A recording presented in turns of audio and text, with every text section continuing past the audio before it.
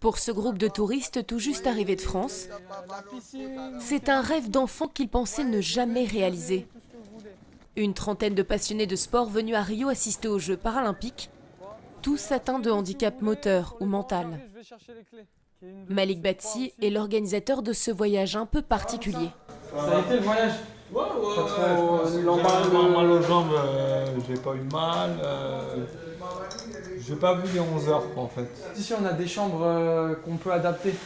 On passe de configuration 2 à même on peut aller jusqu'à 6.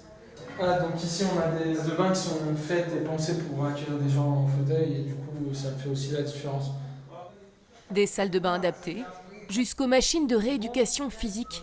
Cette agence spécialisée dans le tourisme handicapé pour les grands événements sportifs a mis plusieurs mois pour trouver cet hôtel.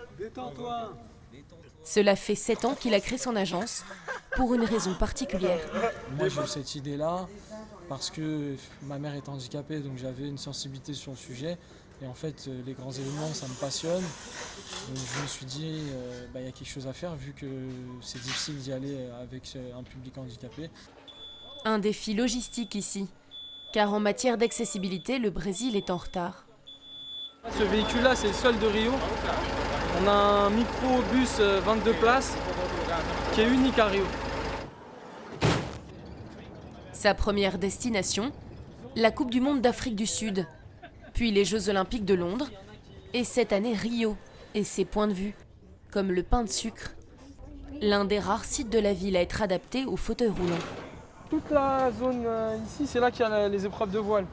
Il y a des endroits à Rio qui sont plus compliqués, il y a des marches, etc. Donc on peut pas tout faire, mais si vous voulez aller visiter une favela par exemple, parce que c'est quelque chose qui est très à la mode en ce moment, on ne peut pas y aller. Handicapé de naissance, Laurent Carré, champion de handi-basket originaire d'Angers, n'était jamais parti à l'étranger. Ouais, quand on voit ça à la télé, on se dit ouais non mais de toute façon je pourrais jamais y aller en fauteuil. Puis en fin de compte la preuve, on peut y aller, la preuve je suis là, donc non c'est cool. Ça nous permet de toucher un public qui à la base ne va pas avoir forcément le courage de partir.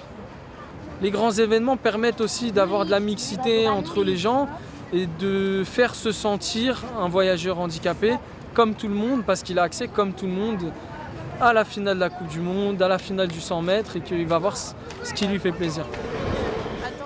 Le voyage de 6 jours coûte 3 000 €, avion et entrée au stade inclus.